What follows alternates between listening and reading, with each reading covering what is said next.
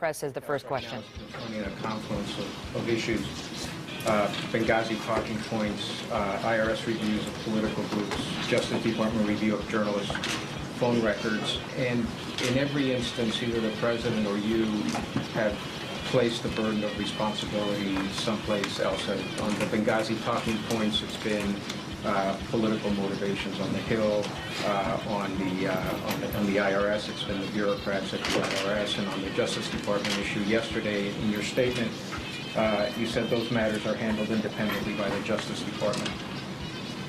But it is the president's administration, so I wonder, doesn't responsibility for setting tone, setting direction, ultimately rest with the president on these matters? Well, the responsibility to set tone and to focus on the priorities of the American people is absolutely the responsibility of the president, and you see and hear him do that every day as he fulfills his duties as president. You know, I think you have to separate these issues, and I think if you look at the answers the president gave yesterday in response to questions on the one hand about the clear political circus that Benghazi has become, and his response to questions about the reports of activity by the IRS, I think you see something different. He made clear that if the reports about the activity of IRS personnel prove to be true, he would find them outrageous, and he would expect that appropriate action be taken and that people be held responsible. He had no tolerance for targeting of specific groups, conservative groups, if the reporting is true on this, and he would expect action to be taken. But this is a matter, when it comes to the IRS, that is under review by the independent Inspector General. We have not seen that report. It is our understanding that its release is fairly imminent, and once we have that report, we'll be able to assess next steps. So at this point, we have to wait for the action of an independent investigator, if you will, the Inspector General, before we can jump to conclusions about what happened, whether there was a deliberate targeting of groups inappropriately, and if that's the case, what action should be taken.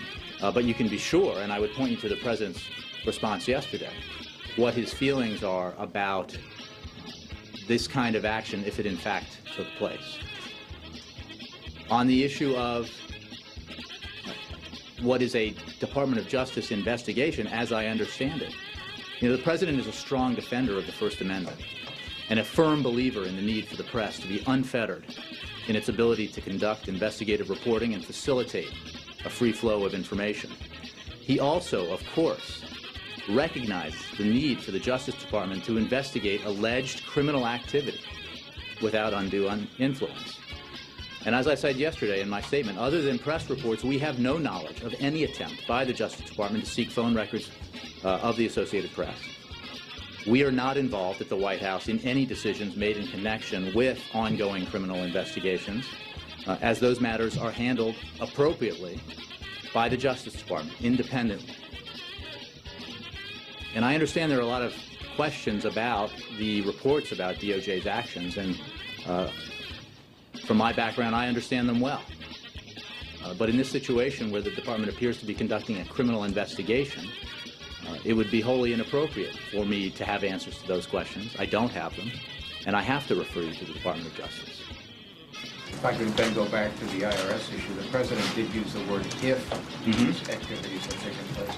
But there has been an acknowledgement on the part of the IRS leadership that these things did indeed occur. So I wondered why the President used that phrasing in claiming that it was an outrageous. Well, those from the IRS who have spoken about this obviously have much greater insight into what took place than we do. We have not seen the report. We have not, independently collected information about what transpired. We need the independent Inspector General's report to be released before we can make judgments.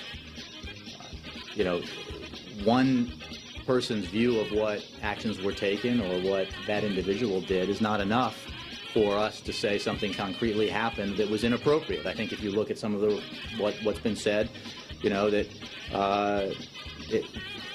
the actions were inadvertent or not, or constituted something that was specific and inappropriate or not. And I think that what we have to do responsibly is wait for the independent inspector general's report to be released before we assess next steps. But again, if you look at what the president said yesterday, he was very clear that if there was deliberate, specific targeting of groups, that would be outrageous and would require, in his view, action be taken.